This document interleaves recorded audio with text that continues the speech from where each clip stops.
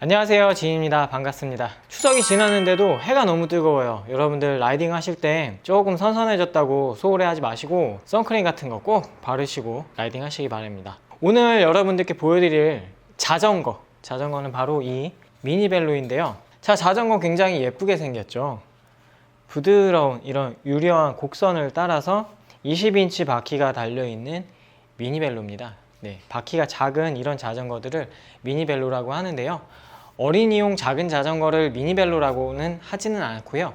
성인들이 탈 수 있는 작은 바퀴를 가진 이런 자전거들을 미니벨로라고 해요. 요즘에는 대부분 이렇게 접이식 구조를 가진 미니벨로가 대부분인데 그렇지 않은 자전거들도 많이 있으니까 용어에 헷갈리지 않길 바랍니다. 자, 유심히 보시면 조금 다른 부분이 보이시나요? 바로 이 배터리 팩이 달려 있습니다. 네, 맞습니다. 전기 자전거예요. 엘파마의 스키드라는 제품이고요. 14A짜리 대용량 배터리 팩이 달려 있어서 최대한 80km 정도까지 주행이 가능한 그런 자전거입니다. 물론 최대한 거리를 타시려면 페달링을 계속 해줘야 하는데 이 자전거는 파스 방식이라고 해서 페달 동력이 들어갔을 때 모터가 보조해주는 그런 방식의 전기 자전거입니다. 자전거 도로에서 주행이 가능한 합법적인 전기 자전거죠. 그럼 불법적인 전기 자전거는 무엇이냐? 시속 25km 제한을 풀어버린 그런 자전거, 그리고 스로틀 레버라고 해서 페달을 밟지 않고 그냥 오토바이처럼 당겨서 그냥 가는 그런 자전거들은 법적으로는 자전거 도로에서 타시면 안 됩니다. 그리고 사고가 났을 때 완전히 이런 전기 자전거와는 법적으로 지위가 달라지고요. 이 자전거는 헬멧은 권장사항이지만 그렇게 스로틀이 달려있거나 리미트가 해제된 그런 자전거들은 헬멧이 권장이 아니라 강제, 필수 조항입니다. 그래서 스로틀 레버를 장착하기 전에는 그런 것들을 유심히 고민해 볼 필요가 있습니다. 저도 여러분들께 보여드리려고 잠깐 레버를 장착을 했는데요. 이거는 다른 색상인데요. 같은 엘파마의 스키드라는 모델이고요. 제가 한 1년 정도 타고 있는, 실제로 출퇴근할 때 애용하고 있는 그런 자전거입니다. 그리고 조금 다른 점은 이렇게 앞에 포크가 서스펜션이 달려있죠. 저거는 리지드 포크인데 요거는 쇼바 서스펜션이 달려 있습니다. 그래서 실제로 출퇴근할 때 타보면 주행감이 굉장히 틀려요. 물론 이거는 새 거기 때문에 제가 타보진 않았고요. 그 전에 가지고 있던 리지드 포크가 장착된 전기 자전거를 주행했을 때 노면 정도까지는 괜찮은데요. 우리가 일반적으로 로드바이크를 많이 타잖아요. 서스펜션이 안 달려 있어도. 그런데 이제 도로에 턱이라든지 홀이라든지 이런 거를 지나갈 때 상당히 불편합니다. 근데 전기 자전거도 이렇게 서스펜션이 달려 있으니까 훨씬 편안했고요. 그리고 우리가 운동할 때는 사실상 좋은 길들을 많이 다녀요. 자전거 도로에서 시작해서 길이 좋은 국도를 많이 지나다니는데 제가 출퇴근 해보니까 한 3km가 채 안 되는데요. 굉장히 불편합니다. 길이 많이 불편해요. 그래서 조금이라도 편한 거를 찾으시는 분들은 서스펜션이 달려있는 걸 택하시면 되는데 길이 많이 좋아서 그 정도는 내가 탈 수 있다라고 하신다면 이런 모델 아주 괜찮다고 생각이 됩니다. 특히 전기자전거 배터리 이런 쪽이 계속해서 가격 상승의 압박을 받고 있기 때문에 이 제품도 결국에는 가격은 올랐어요. 일단 이 완성차 가격은 기존의 가격을 유지를 했는데요. 9월달 기준으로 해서 이 배터리 팩의 가격이 조금 올랐습니다. 그전에는 배터리 팩 가격이 자전거 가격의 반이 조금 안 됐었는데 이제는 반 가격 정도가 됩니다. 이 모델이 119만 원인데 배터리 팩이 60만 원이 넘으니까 전기 자전거 가격의 절반은 이 배터리라고 할 수 있겠죠. 리튬 이온 18650 사이즈의 배터리가 36V로 구성이 되어 있어요. 그리고 14A이기 때문에 용량이 굉장히 큰 배터리들을 묶어놨고요. 36V니까 기본 3.6V 10개를 팩으로 구성한 그런 배터리 팩인 거죠. 그리고 모터는 이렇게 뒤에 달려 있는데요. 제가 이전에 앞에 모터가 달려있는 전기자전거를 탔었어요. 모터가 앞에 달려 있으니까 장단점이 있기는 합니다. 왜냐면 우리가 자전거를 탈 때 무게가 뒤에 집중이 되거든요. 신체의 무게가 핸들 쪽이 아니라 뒤로 집중이 됩니다. 그래서 뒷바퀴에 하중이 많이 가는데 앞에 모터가 달려 있으니까 자전거 무게 자체는 밸런스가 잡혀 있어요. 그러나 길이 조금 안 좋을 때, 특히 미끄러운 길, 그런 곳에서 출력이 강하게 들어가면 앞바퀴가 헛돌아요. 헛돌아서 안 넘어지면 다행인데 헛도는 순간 타이어는 그립력을 잃었다는 의미거든요. 그럴 때는 내가 예상할 수 없는 방향으로 넘어질 수가 있어서 전륜 모터는 저는 사실 조금 위험하다고 생각을 합니다. 그래서 이렇게 후륜 모터는 우리가 주행할 때 굉장히 안정적이거든요. 어떤 느낌이냐면 처음 시작하면 뒤에서 누가 이렇게 등을 밀어주는 그런 느낌입니다. 그리고 방금 말씀드린 것처럼 길이 조금 미끄러울 때 그립력이 조금 떨어져도 뒷바퀴는 좀 미끄러져도 우리가 어느 정도 컨트롤이 되고요. 그리고 넘어진다고 해도 예상되는 방향으로 넘어지거든요. 근데 앞바퀴는 그렇지가 않으니까 상대적으로 안정감은 이렇게 후륜 모터가 안전하다고 생각을 해요. 저는 이제 제 자전거는 짐바지를 이렇게 달아놨는데 뭐 여행을 한다거나 그런 용도로도 사용을 하시기가 좋습니다. 전기 자전거의 장점이 뭔가요?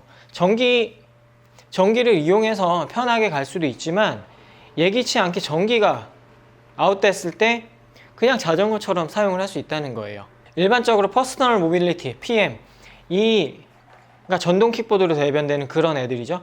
걔네는 오로지 전기로만 가야 되기 때문에 배터리 용량이 남아있지 않는 상태에서는 주행이 불가합니다. 뭐 내리막 잠깐 이렇게 가고 뭐 끌고 가고 해야겠죠. 근데 전기 자전거는 전기가 없어도 자전거의 특성을 그대로 유지하기 때문에 계속해서 주행을 이어갈 수 있다는 그런 장점이 있습니다. 특히 배달 일을 하시려고 전기 자전거를 택하시는 분들이 굉장히 많아요. 일단 지방에서는 그런 용도로는 어울리지 않다고 생각을 하고 서울같이 좀 인구가 밀집되어 있는 곳에서 짧은 거리를 자꾸 왔다 갔다 하는 경우에는 전기 자전거가 좀 유리할 수 있겠죠. 그런데 이제 하루 종일 하려면 배터리팩이 뭐 추가로 필요하다든지 그럴 거예요. 그리고 전기 자전거는 특성상 배터리, 모터 이런 것들이 달려있기 때문에 일반 미니벨로에 비해서 무게가 상당히 많이 나갑니다. 이 자전거 지금 약 20kg 정도 되거든요.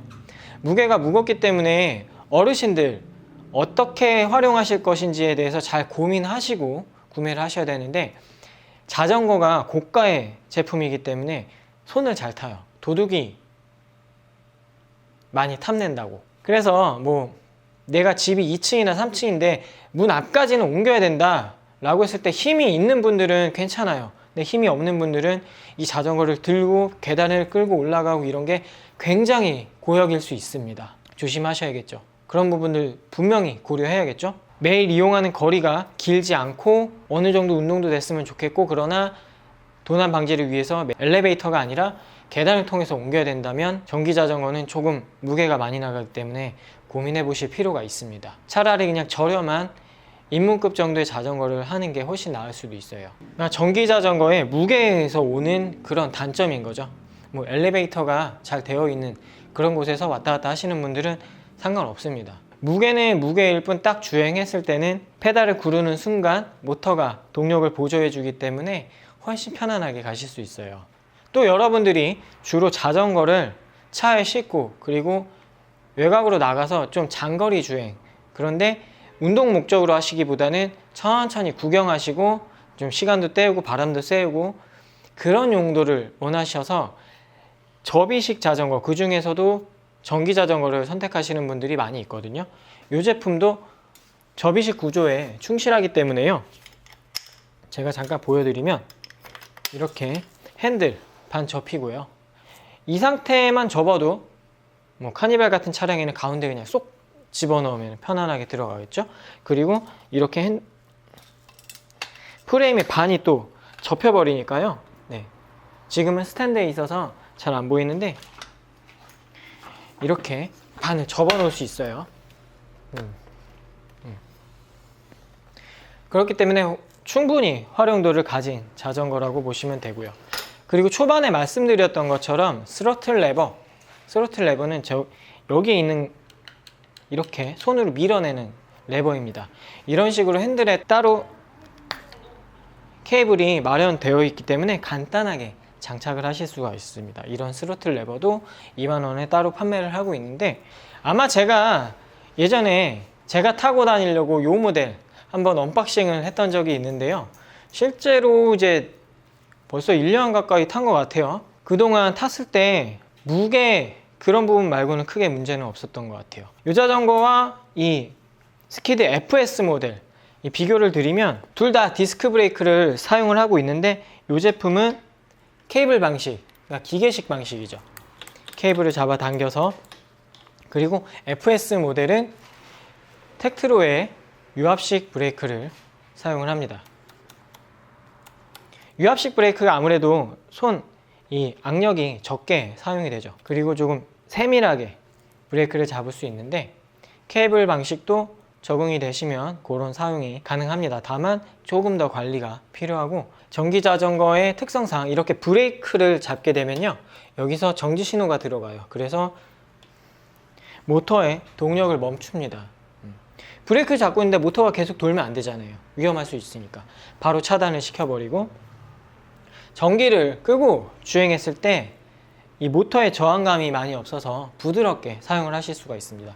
시중에 나오는 자전거들 중에는 모터가 전원이 꺼져 있는데도 저항이 굉장히 심해요. 그런 제품들은 모터 자체도 쉽게 고장이 나고요, 주행할 때 다리가 무거우니까 좀 오래 타기에도 불편한 그런 자전거들이 종종 있습니다. 아마 여러분들이 전기 자전거 돌아다니는 거 많이 보셨을 건데, 특히 배달용으로 세팅하셔서 타시는 분들 자전거 보셨어요? 약간 투박해요, 그쵸?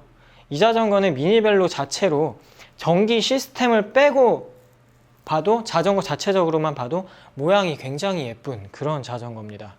그래서 매장에 전시되어 있으면 자전거 타시는 분들 가끔 오셔서 이건 뭐예요? 하고 보면서 굉장히 예쁘다고 다들 칭찬하는 그런 디자인을 가지고 있습니다. 저는 그래서 전기자전거 지금 가격도 많이 올랐지만 계속해서 가격을 유지하고 있는 이 제품 추천드리고요. 이것도 뭐 가격 상승의 압박을 계속 받겠죠. 언젠가는 또 배터리 원자재 가격이나 이런 것 때문에 또 올라가게 될 겁니다. 하지만 자전거 자체로도 자전거의 기능들에 아주 기본적인 부분들에 충실한 그런 자전거이기 때문에 엘파마의 스키드 구매 한번 추천드리도록 하겠습니다. 지금은 여러 가지 색상이 있는데 저는 일단 이 실버 색상을 보여드렸고요. 제가 보여드린 것처럼 이렇게 이 색상은 포레스트 그린, 약간 숲속의 느낌이 나는 그런 그린 컬러죠. 이 색상도 인기가 많고요. 뭐 오렌지 색상도 있고 뭐 여러 가지 색상들이 있는데, 엘파마 홈페이지 들어가 보시면 좀 더 다양한 색상들 거의 실사에 가깝게 올려져 있습니다. 엘파마가 또 잘하는 것 중에 하나가 홈페이지에 올려져 있는 프레임 색상들이 굉장히 거의 실사에 가깝게 나와 있거든요. 물론 실제로 보면은 자전거들은 더 예뻐요. 왜냐면은 위에서 본 사진이라든지 약간 사선에서 본 그런 각도는 이렇게 정면으로 딱 봤을 때랑은 좀 느낌이 다를 수 있거든요. 이걸 디테일로 보여드리려고 카메라를 또 챙겨놨는데 말만 많이 하다가 깜빡했네요. 영상 후미에 직접 보여드리면서 마무리하도록 할게요. 오늘 여기까지 하도록 하겠습니다. 감사합니다. 자, 여러분 잘 보이시죠? 이 자전거 지금 배터리랑 모터 빼면 한 자전거 가격 얼마나 될까요? 한 40~50만원 정도 되지 않을까? 네, 그렇게 예상이 되는데, 그런 자전거들 비교해보면 거의 뭐 비슷한 가격대 그런 자전거로 보입니다. 이제 이런 모양이 턴? 다운 계열의 그런 자전거에 이런 모양이 있죠? 그 제품들도 굉장히 인기가 많은 제품인데, 그런 디자인과 더불어 이렇게 전기까지 가져올 수 있는 이런 장점을 가진 자전거죠. 이렇게 휀더가 기본적으로 달려있기 때문에 저 여름에 주행할 때도 비 올 때도 막 타고 그랬거든요. 진짜 비 많이 올 때는 아침에 비가 안 와서 타고 왔다가 비가 너무 많이 와서 그냥 우산 쓰면서 한 손으로 살살 그렇게 타고 갔던 기억도 있어요. 근데 이제 배터리라든지 이런 부분들에 누수가 없었기 때문에 안전하게 주행을 마무리를 할 수가 있었고요. 뒷변속기 이 스프라켓 부분은요, 요 보시면 글씨가 잘 보이는지 모르는데 메가 드라이브라고 적혀 있어요. 메가 드라이브는 이 부족한 기어 비해서 맨 끝단을 더 좀 크게 만들면서 오르막길에서 좀 편안하게 올라갈 수 있게 그렇게 나와 있는 건데, 이 미니벨로는 바퀴 작기 때문에요, 뭐 이렇게까지 크게 안 걸어도 사실 다 올라갈 수 있습니다. 배터리는 이렇게 여기서 충전을 할 수가 있고요, 배터리를 따로 빼내서 배터리를 들고 가서 여기다가 충전을 할 수도 있어요. 다양하게 편하게 이용을 하실 수가 있겠죠. 페달도 이렇게 접이식 자전거이기 때문에 접이식 페달을 사용을 하는데, 사실 접이식 페달은 자주 접을 일도 없기도 하고요, 그리고 이런 접이식 구조 때문에 좀 쉽게 고장이 납니다. 자주 타시는 분들은 이런 접이식 페달보다는 그냥 일반적인 평페달을 사용하시는 게 좋습니다.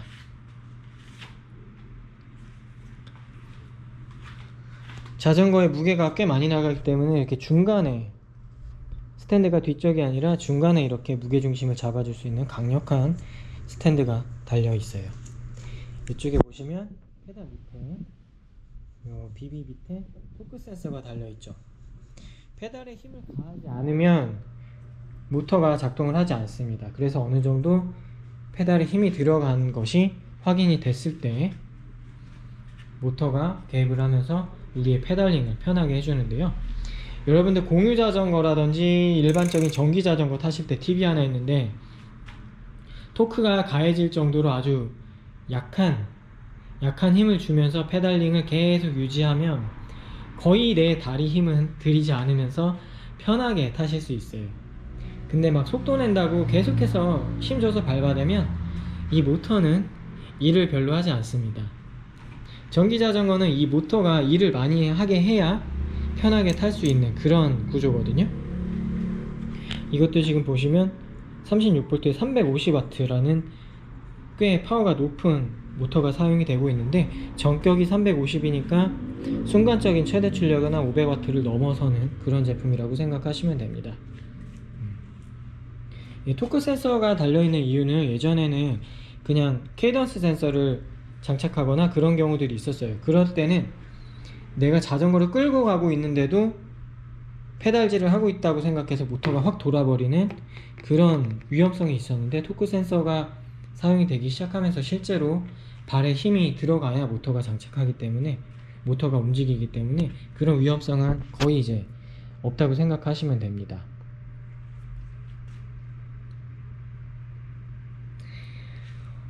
오늘은 그럼 여기까지 진짜로 끝낼까요?